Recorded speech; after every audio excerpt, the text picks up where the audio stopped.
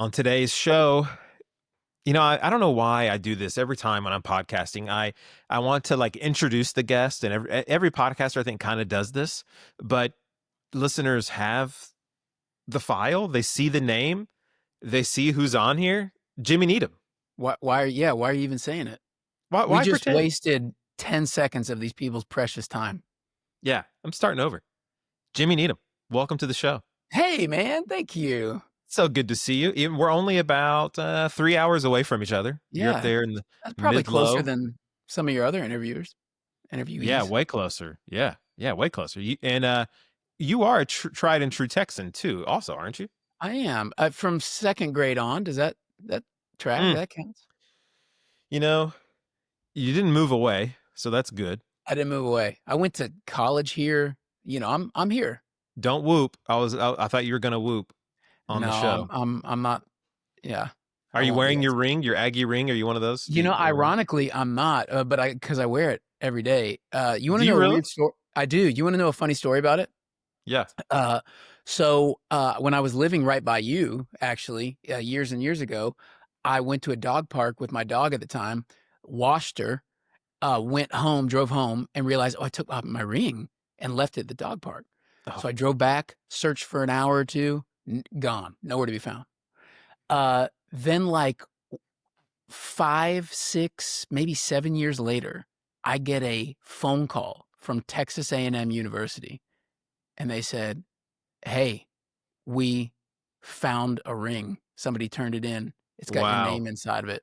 But in the meantime, my friends and family chipped in to buy me a new ring in that window. So I have 2 Aggie rings, and I just wear them both on the same finger.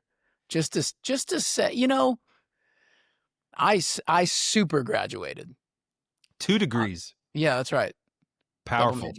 Yeah. That's how much of an Aggie you are. You are the ultimate, as Tim Keller might tell us, you are the true and better Aggie. I don't know if he would ever say that, and I'm sorry for the Keller family. Do you like family. Speaking on behalf of the deceased? Is that something that you do around here? I don't normally do it, but you've inspired me to, venture out into all kinds of things.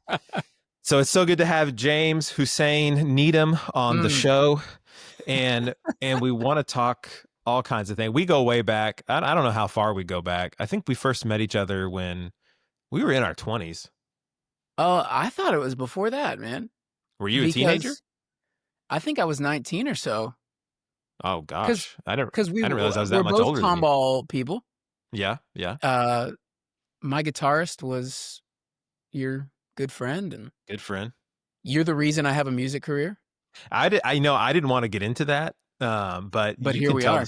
Yeah, you can tell a story about how your fame and fortune and career and all that is connected to me, but yeah, that's okay. Well, I don't know about fame or fortune, but whatever I have is connected to you. Jeff did. I guess you sort of threw my name in the ring for like an artist that a particular record label, Impop Records, should be checking out, and down in the Houston area. And then they went to my MySpace page. I don't know if you sent them my MySpace page. I did. Yep. Does anybody even remember what MySpace is? And they checked me out. And because of you, the president flew down from Nashville, and we did a meeting, and they signed me kind of almost on the spot. And it was because of my friend Jeff. So I owe it all to you, Jeff. I owe it all to you. We're going to clip my dozens of dollars are yours. Yeah. I know. And then I texted you a couple weeks ago. We're going through Natalie's CD case for some reason, like looking through old CDs, showing our 16-year-old daughter. And there was a burned Jimmy Needham CD in our CD case, and texted you, said, I'm so sorry.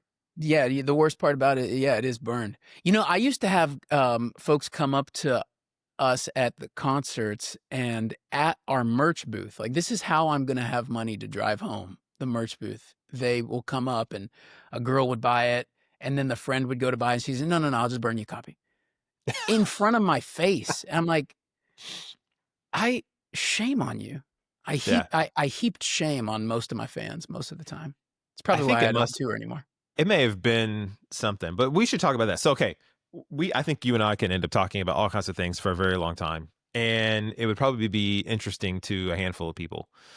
So let's talk about your writing. And what I love about you, Jimmy, is you do a lot of different writing. So not only are you writing songs, writing papers for school, you're still going to seminary, right? You didn't drop out. I got about no, I got about 2 semesters left. Yeah, 2 semesters left at the Dallas Theological Seminary. that's right. Y- and what degree are you doing? THM? Oh, I started in the THM. Enough said, right? Yeah, enough said. Started there. Yeah. I got all my Greek, I got all my church history, and then I was like, I'm good. let's yeah, let's switch to something a little lighter. Yeah, I remember when I was in the THM program at DTS too, and I started there, and I went down to the master, the regular Yeah. MA or Uh-huh. something. Then I ended up Yeah. switching schools, going to Southern. But yeah, I mean, good grief, for the amount of hours you're doing there, you could do a I master's should have 9 and doctorates by the end of this. yeah, Yeah. yeah, you could get a PhD at the end. But I Yeah. know a couple guys who did it. They did THM, they went on to do PhD. They're nuts. Yeah.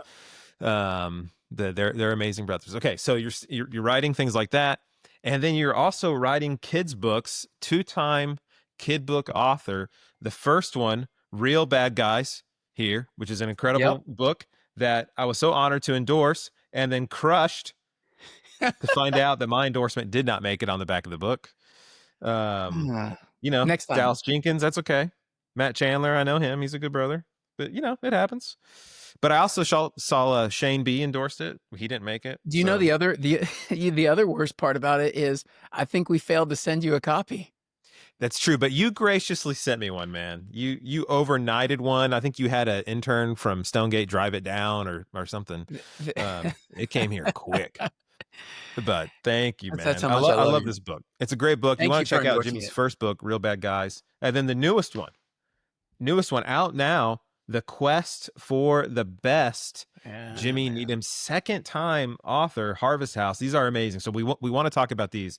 But before we get, and you're podcasting, the Clearly podcast with you and your wife Kelly. It's amazing stuff. You want to tell listeners about that real quick, and they can go look it up.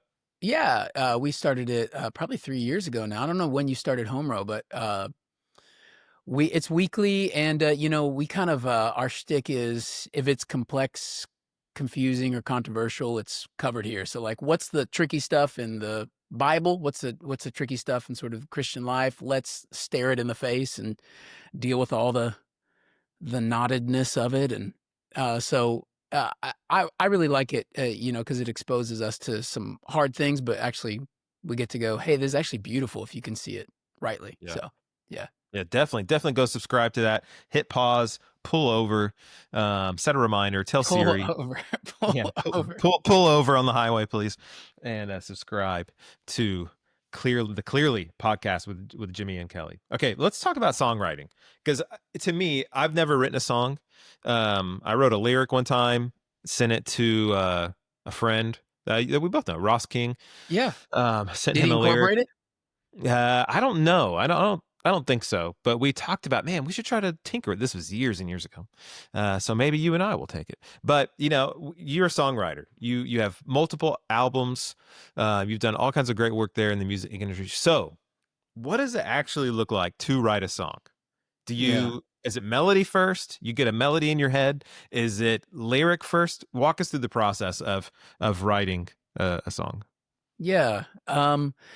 It's probably like anything. I can only speak for me. But the way I've always did it, everybody kind of develops their own rhythm of how to do these things. I always found that I had a very sort of like hard line between the lyric world and the music world in my mind. So I'm hearing melodies all the time, and when I hear a melody, I'm running over to my guitar, my piano, and then it's voice memo time. And honestly, probably right now, I've got, I don't know if this is going to be able to show, but I have, listeners, he's showing me his phone. I'm going to say, wow, 5,000 different audio, like, oh, here's a thing. So all melodies. All melodies and, progressions, piano thing, whatever. And then, but then there's another part of my brain where now I'm thinking about content and message and that usually ended up showing up like in journals and places like that. And what I, at least for what I did over my career, is I'd have these two separate worlds. I've got like everything I've written in my journal and all these melodies, and then I would sit down when it was time to make a record, and I would sort of grab something from the journal and grab something from the voice memo and sort of send them out on a date and go like, hey, would you guys like to hang out together? Like that melody's moody enough and that theme is heavy enough that they might want to be friends. And so it was very haphazard the way I did it. Oh, I like that. I wonder if this thing could fit there. And sometimes they would get married, and sometimes, it was just not for me. Move on, Match.com, and do the thing with somebody else. So that usually got me there. But I will say this, as many melodies and lyrics as I have, dude, I am so not prolific. I don't know, like, how it is with everybody. I've heard stories of guys like John Foreman with Switchfoot, and he's like writing a song a day. He comes to an album and they've got like 100 songs that they're picking the best 10 from. Jeff, for real, in all of my record making, I think I made 6 or 7 of them. When it was time to make the record, we're in studio. I'm coming with, it's a 10-song album. I'm coming with 9, and I'm praying that God would give me another before it's over. Improving. So, and that's like 18 months to do that. So I don't churn them out a lot. I'm very picky. I hate pretty much everything that I do, and it's great. Isn't that crazy that a lot of creator artists, whether it's songwriters, we can add preachers to the mix, authors, it's like we make stuff and then we're like, I don't even know if I like this, or I despise it, and but I got to send it out there. That's right. I have to ship it. I have to send it to my agent. I got to send it to the producer. I got to send it to the publisher. Like, this is done. I have to. That's right. That's right.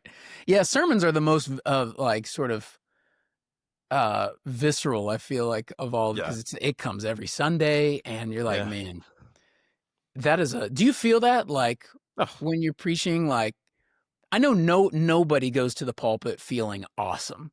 I feel like everybody's like, I remember a guy that we had who's a intern resident kind of thing, and he's doing his first sermon on a Sunday morning, and I was like, all right, how's it going? This is like the Thursday or Friday before.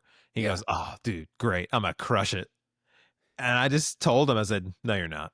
Yeah. And I walked out. I was like, no, you're not. No. And it was horrible. And he knew it was horrible, but he needed that kind of, but I mean, how many sermons would you say you've preached and you're like, I love that sermon? I have preached sermons that I have felt like I've loved.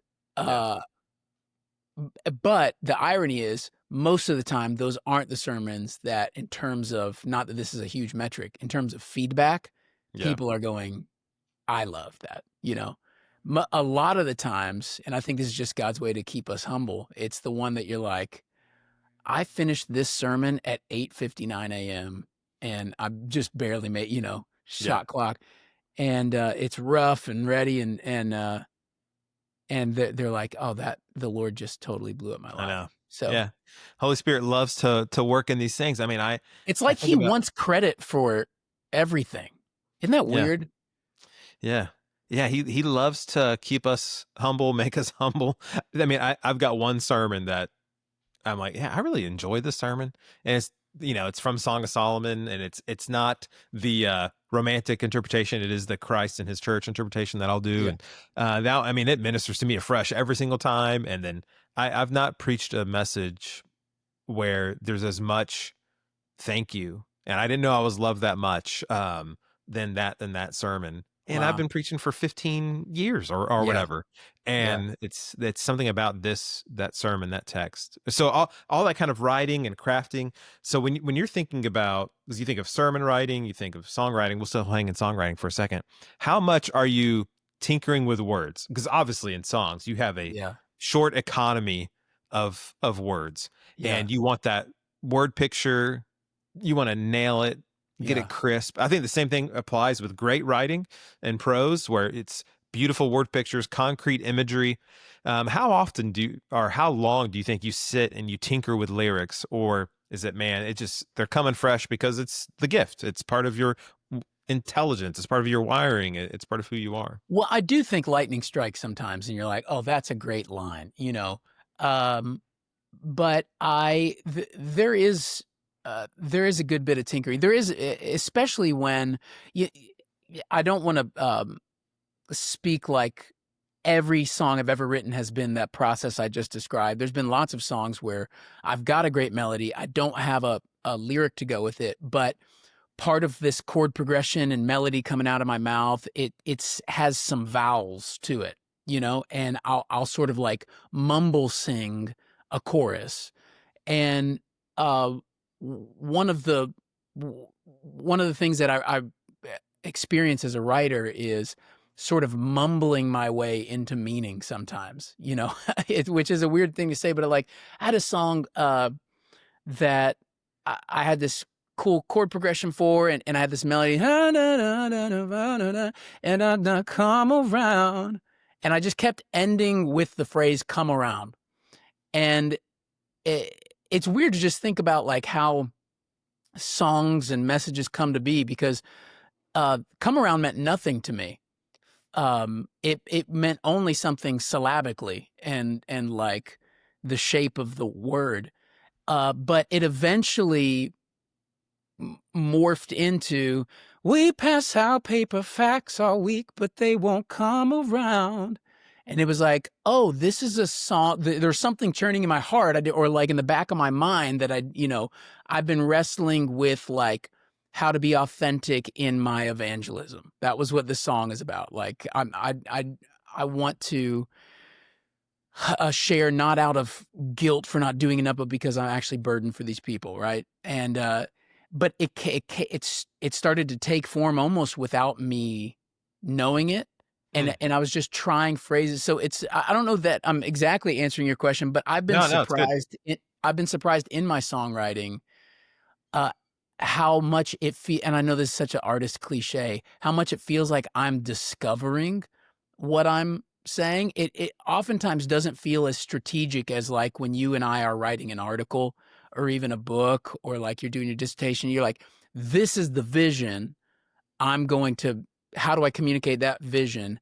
There's been lots of my songs that have been like, I am uncovering as I go this thing, and oh, I'm actually discovering I'm expressing like the issue I've been wrestling with this season or whatever, and I didn't realize it. I would never do that with a sermon or an article or Right. a book, but I think you can get away with it as a songwriter because it is so much more poetic. For me anyways, it definitely feels more like discovery. I'm going to try this word here and see if that word prompts a new thought that I Hmm. didn't have before. So it's a very weird. Gosh, this sounds so artsy fartsy to talk like that, but that has been a lot of my experience too in my Yeah. writing.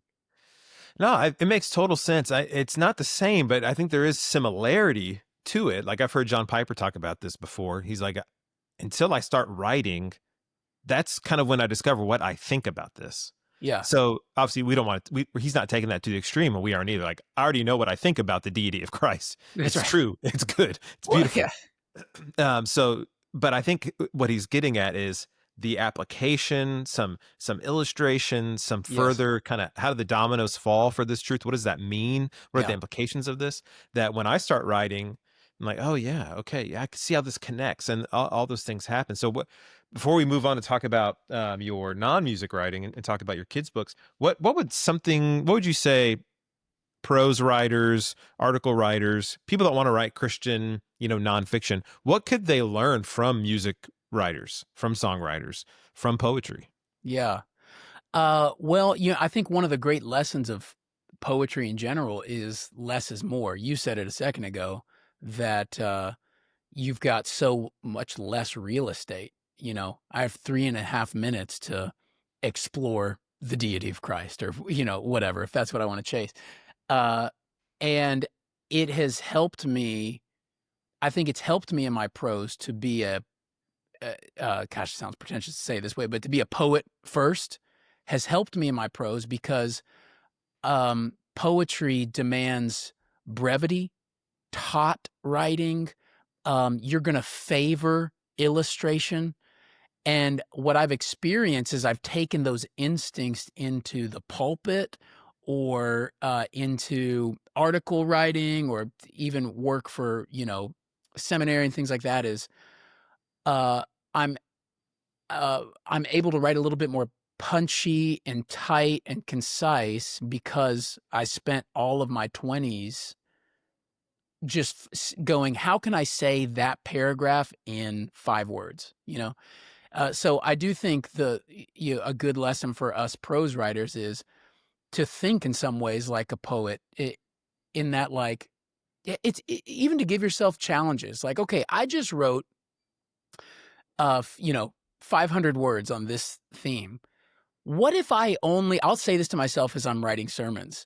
Um, I just wrote a 4-point sermon. What if I only had 1 point? I just wrote a 45-minute sermon. What if I only had 10 minutes? And even though the sermon never comes out that short and you wouldn't want it to, what you've done is you've helped your mind sort of crystallize like, Yeah. what is the tautest way to talk about this? And I find that it helps people a lot. It helps them to have something easy to hold on to. And actually, my experience of writing kids' books has felt like exercising the same muscle as poetry, because you are going, how can I be as concise and punchy and illustrative as possible, which is the same instinct I have as a songwriter.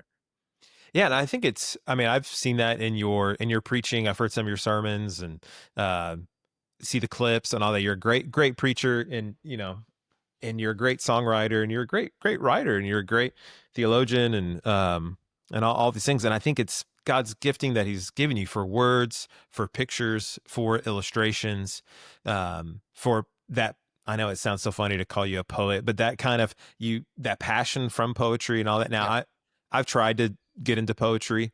Man, I don't get it. The only poetry I understand is Psalms and stuff that's in the Bible. But if it doesn't rhyme like Dr. Seuss, I'm like, what's the point? I don't know how to read it. I get lost. I'll just start reading it like I'm reading Romans or something. Dude, so I feel that. Okay, you feel that. So if I wanted to get into poetry, are you into poetry? Should I read poetry? I'm actually not the guy. Ironically, I love creating it, but I don't engage with it much. So I'm kind of like you. My instinct when I come to the written word is to treat it like Romans. And so Psalms actually has been, what's funny is made my career as a musician, but Psalms has been one of my least favorite books of the Bible in terms of accessibility and That's enjoyment amazing. for me. It's taken me a long time to go, because you can't come to the Psalms and go, where's the therefore? And let's trace it up what's the art? They're not writing as scientists or lawyers. They're writing to make you experience what they're experiencing. And that is, as a guy who likes Greek and Hebrew, that's a challenge, to like, to come to it on its own terms, Yeah. So I've only liked a few poets, and what is it? Manly Hopkins. Have you? Yes. Yeah. Is it Gerard? Gerard Manly Hopkins. Yeah. Yeah. So he's done some great stuff. But it's probably all great. I just don't know it. I just don't. Right. I'm not smart enough. Yeah. Same. I got the new Crossway sent me the new Sing hymnal, and so I've started reading that. I love just reading hymns. I'm like, this is song lyrics. This is the most poetry I'm gonna get in the Psalms and whatever's in the Bible. I love it. I'm in. Yeah. But I can't. Modern poetry. It's Dr. Seuss or bust, man. I just Dr. Seuss is the goat, though. So he's a doctor. I mean, come on. Okay, let's talk about your kids' books. Yeah. So this was your first. So Real Bad Guys. This was your first book, right? Yeah. I love that my first book is a kid's book. So let's talk about that. I mean, so why venture into kids' books first when you could easily go and write a adult Christian nonfiction encouragement, exposition of the Bible. I know you that may be in the works too. Yeah. So why begin here? Well, it wasn't strategic. It was more just passion. Like it wasn't like this is the first step in my career. It was a little bit more like, gosh, I've got this idea, and it makes me laugh, and it helps my kids.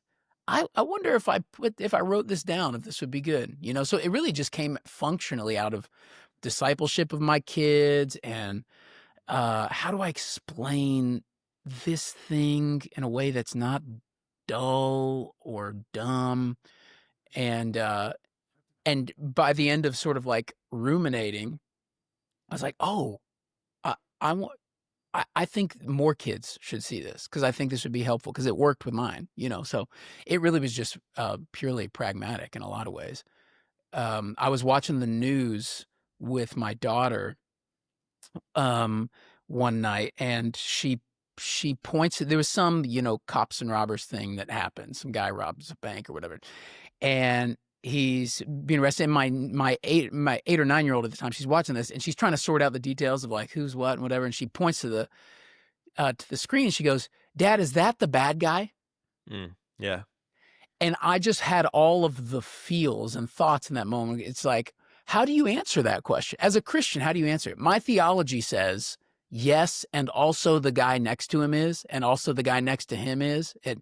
Because my theology says we Right. all are bad guys in a sense. Even though he committed the crime, we all have a fallen nature. And so I'm trying to explain this to her, and I realized, oh, this is actually an important truth. Like, what if your only category is axe murderers are bad, uh, thieves are bad, and the rest of us are just, we have bad days. How is the cross ever going to make sense to you? Yeah. Yeah. And so the first book was really just my attempt to go like, I want to help like nice kids see their need for a savior.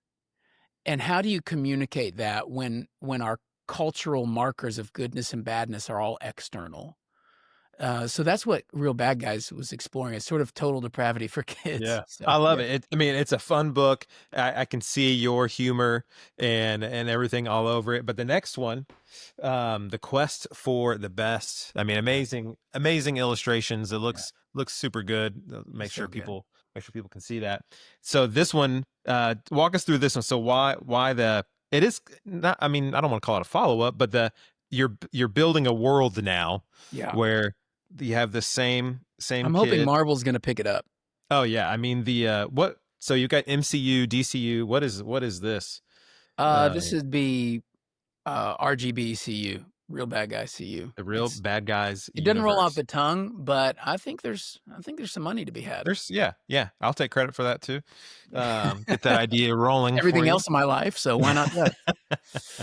Okay, so Uh, Quest for the Best. yeah. How did the idea for this one Yeah. come about? Again, it came out of discipleship. With all my kids, I'm going, okay, this is a struggle for you, or I want you to see the treasure of this news. How do I, and so we were dealing with, one of our kids just wrestling with just seeing everything but Jesus as being the thing that meant to satisfy their soul. I'm running to that well. It's just it's just Christian hedonism, Yeah, essentially. yeah. Like, uh, God intends for us to be satisfied in Him, and again, I felt that fresh burden of, man, one of my greatest epiphanies as a young guy in my 20s was turning the corner from the gospel is just about getting me saved to the gospel is about getting me saved so that I can have Christ.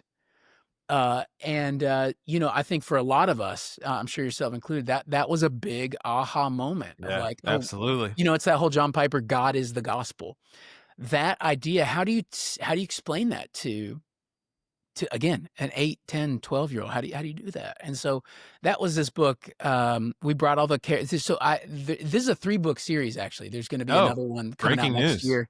Yeah. I've actually already written it, but it doesn't come out till next year.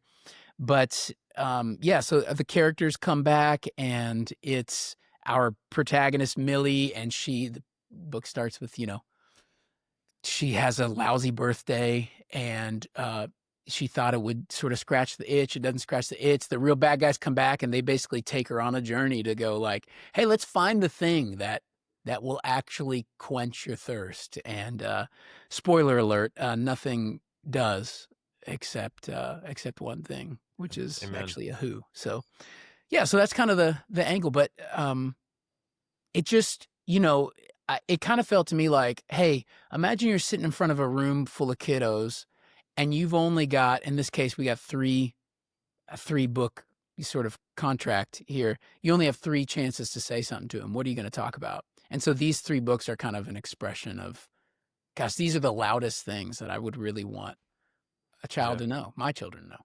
I love it, man. They're beautiful. They're super well done. The illustrations are amazing, of course, which but yeah, it's got that classic humor. And even in this one, I felt like there was some humor for adults in there a little bit. There's a footnote where you make fun of yourself in there. So there's some fun things in the book that I think parents will enjoy too. But I think about other kids and them reading that, but let's think about the writing process now. So let's get nerdy into it. So writing the kids' books, what was it like? How long did it take you to write them? Because, the word count is, I don't know. What do you think the total words in this book is? I don't know. It's 64 pages. And, gosh, I don't know. 500 10,000? words? 10,000? Is that many? Okay. Yeah, I was way off.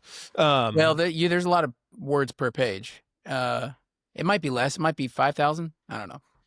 Okay, so it's not a small amount. It's not 500 to 5,000. Is that right? Am I I don't crazy? know. I'm sure we could look it up and find it later. Should we ask ChatGPT how many words are in a 64-page kids book? 64-page kids book? It'd have to read the whole book and have it uploaded. And I should know the answer to that. It probably, but that's okay. So, how long did it take to write these? Are you doing it in hour-long sessions? Like, what did the writing process look like for you? You're sitting down, did you go to a river cabin and all that? Like, what did it look like to sit down and write the Quest for the Best? I think I started with, what your listeners might not know is it's kind of graphic novel-y, so it's not necessarily narrated as much as it is talk bubbles, that kind of thing. And around the time I started writing these books, I've been getting really into screenplay writing. I don't know what, again, just Interesting. It's just the creative guy in me, I guess. So I've been reading a lot of books on screenplay writing, Save the Cat and all that stuff. And so one of the things that they recommended when you're doing this is storyboarding. So for me, I didn't start with like a Word document. I started with index cards, 40 index cards, and going, okay, the typical screenwriting for a movie, you have about 40 beats in a movie. You've got an act 1, act 2, act 3. You've got a midpoint. You've got an opening image and a closing image. You have sort of like the bad guys closing in scene. You've got all of that. And so I just said, what if I took that screenwriting approach to this book? And so I plotted out functionally 40 cards. I want to have a scene for every beat in what would normally be a movie. Let me see if I could do that. And so I did it on index cards, and I'd carry them with me in my backpack, and I'd just go to a coffee shop and just go, this is the scene where, Millie meets the gigantic donut. And which is my favorite thing to write down. I love that. Those are the things in my brain. And then that turned into essentially what felt for me like a screenplay. I mean, in my perfect world, I would love to actually see these turn into like little animated shorts, because I wrote it in that spirit. So, but it was really fun for me because it was so different than what my normal process is, which is sort of an Evernote or a blank pages document, and I got a paragraph 1 thesis, so Right. so that was a fun process. Man, that's super cool. I had no idea it would be that kind of, which of course I've never done anything like this. Yeah. But I want to. So that's Yeah. very helpful for me to hear kind of how you did it. I could imagine. And my son is writing his own book right now. It's an action book with a character and superheroes and all this Oh, kind of stuff. cool. That's a great nugget to go and take him with. So when did you pivot from the index cards? Did you eventually pivot to a Word document of, okay, I'm typing these all up? What did those sessions look like? Yep. Then when I went from index cards to my next phase was, okay, I'm gonna double click on each of these cards and see if I could build the scene for it. So I work a lot in Evernote before I make it to what feels like a more official space like Word. So Evernote is great for me because I just it's very user friendly for an iPhone. So I would say almost everything I write, I almost write the entirety of it, even my sermons, from an iPhone before I ever Wow. make it to like a desktop or whatever. And it's all on Evernote. And so I would pick a card. Okay, Millie is disappointed about her birthday, right? That's the opening shot. And then for me, because this is a dialogue book, it's not a narration book, I'm just in my Evernote document, I'm writing, scene open, interior shot. It's, Millie has a, disappointed face. Her friends are standing around her laughing, whatever. And then I just go line by line. What would be said in this to get me to the next page, and so I'm writing Millie, and I'm going, what's the opening sentence? The first thing I want them to hear or feel. And kind of did that with all the cards, basically kind of double clicking on them and going, how do I get from this index card to the next one? Something has to transpire that's interesting. Let me put words in these people's mouth. And it was nice because it was bite-sized enough. I know I only got 64 pages that it was like, okay, I don't have to like think up a whole complex scene. I just need to say a few sentences, And so doing the bite-sized thing really helped me stay motivated because you would always get a win at the end of the day. Yeah. I did 3 cards. Great. It felt like an accomplishment. So, Man, super. I love hearing all this because this is the most unique writing process so far this season. I've had, everything else is, the typical normal Christian nonfiction, but this kind of writing for the kids book. And when you do read them, I've read both of them, they do have kind of a cinematic feel, the different shots, the energy, the turn, the gospel setup and turn to the gospel each time is just so great. So definitely I want to encourage listeners, especially if you got young kids, you want to go check out Jimmy's books, The Quest for the Best, the newest one that's out now, and The Real Bad Guys. I think I thought it was so fun to read both of them. Thank you, brother. Thank you, man. They're a real gift. Well, I want to end with some lightning round questions that may balloon into other things. So let's begin here. Great book you've read recently you want to recommend? I am almost, well, it feels dumb to recommend it because I'm sure all of your people have read it, but I'm almost through for the first time with Lord of the Rings. All of them. Man, I've never read it. You've never read it? No. I don't know if you're, I talked to a buddy the other day who's like prolific writer, reader, and he's like super not into them. And I'm like, shame on you. But maybe, are you that way too? Or are you like, I'm not into it? I tried to read The Hobbit and I was like, nah, I'm good. And oh no. Wait, were you in high school? Because I had to read it in high school. No, I didn't read anything in high school. Dude, me neither. Yeah, it's so except horrible. that was my first book in high school I read. It's so horrible. Yeah, no, it was like maybe 5 years ago, 10 years, I don't know, 7 years ago. Yeah. And I love Lewis. You couldn't get there. No, Tolkien, it was too many. I don't know. Maybe I'll try again. Maybe I need to mature more. Well, okay. Can I be honest with you? When I say read, I'm using that word loosely because I'm listening to the audiobook. I knew it. It's being read by Andy Serkis. Oh, which is amazing. So it is totally cheating. I'm basically reading all seminary stuff, and then also for just personal consumption, it's just audiobooks at this point. That's until I smart. get on the other side of seminary. It's smart. Hang in there. You'll do it. Okay. Favorite candy? Ooh, okay. Okay. You ready for this? Big Hunk. What in the world? Is this some European thing? What are you doing No, on here? dude, you can get it at any sleazy five and dime. It's they're big flat taffy things with peanuts Ugh. crushed up in it. And I don't know why I like it. When I was touring a lot, I'd just gnaw on one of those on the road. It's like a sugar version of Yeah. jerky. You love a good candy that you have to gnaw on, like a dog with a bone. I want to gnaw on that. How many cavities do you have, by the way? Okay. When you're writing, pen or pencil? uh, when I'm writing not on my Yeah. devices, it's You're sketching. pen. It's pen. I Pen. bought a bougie pen this year. Oh, like a fountain pen? Well, no, because I'm left-handed, I can't do the fountain Oh, pen that's thing right. Yeah. because you're pushing. But no, it was something. Good for Just you. the casing, really. Yeah. Yeah. Yeah. Good for you, man. It's something you use every day. I use fountain pens every day. It'd be But like you if know what I use all the time that I'm addicted to is these microns oh, yeah. Yep. for my Bible writing. I got my purple one here too. There, You hey, had your let's purple? go, man. Yeah. Winning is winning. Got to do it. Spurgeon used violet, purple. That was his ink. That's why. Is that right? Yeah. That's why I've got purple in mine. Okay. I don't want to get distracted here. Okay.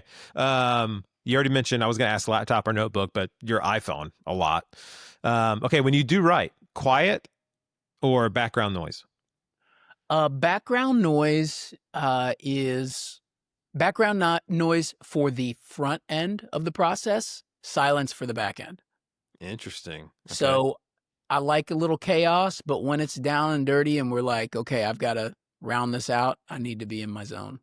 You early morning or late night writing sessions? Ooh. I don't like mornings, but that is usually the time I'm most effective. Yeah. Uh, You have to pick a book. It's a theology book or a biography. What are you grabbing? uh, my heart says biography, but I don't read many of those. I find that I'm mostly reading theology books. Yeah, you are in seminary. Yeah. Yeah. So, but I've got this book on Robin Williams on my shelf that it's just called Robin that I've been itching to read ever since he passed, and it's just collecting dust, man. One day. One comedian's biography that is so good is Martin Short's. You would love it. Oh, come Yeah. on. Get the audio. It's him reading it. It's amazing. Okay, physical book or ebook? Physical. Highlight, underline. Underline. Footnotes or endnotes? Oh, footnotes, man. Does anyone say endnotes? No, no one does. I don't know what publishers are doing here. I was just thinking about it the other day. You can't. I never go to the back. If there's a number there, but if it's at the bottom, I'm reading all of it. Yeah. Forget it. I'm not gonna lose my place and go like, nah, it's too much work. Okay, final question. Fill in the blank. Every Christian writer should what? Have fun. The thing that unlocked for me my preaching was not coming to the creative process of the sermon writing and study um melancholy and moody and so serious. The content is serious, but and again, this is maybe just wiring, but I have a lot of play in me. Yeah. Right? It's probably one of the reasons I do kids' books. And I squashed that play instinct down a lot because I thought it was more spiritual to be super serious when I'm in my study. But what I've found is the instinct to play and roam and try things and ask these types of questions and go down that rabbit trail, that created the inspiration for me that got me to the best parts of my communication. And I was actually talking, I think, with Chandler about this at one point, and he said that was a huge piece for him too, to sort of like realize the who that he is in the creation process. That fun was a big piece of it, and man, it's changed my writing, it's changed my enjoyment of it, and I think I'm better for it. Yeah. Man, what a great perspective, great answer. And I see that you are a fun guy, a hilarious guy. Don't take yourself seriously. Take the gospel seriously. Take Jesus Yeah. seriously. But man, we're all trying to serve and do whatever the Lord's given to us. And He's given you a great ministry. He's given you a great Thank you, family, brother. great church. So grateful for you, bro. Love seeing everything that God has you doing. And I know it's in some ways, man, we're still such young guys. There's still decades more that God's going to do. So eager to see what He's going to do. Thanks for coming on the show, man. And Thanks. I'll see you soon. Thanks.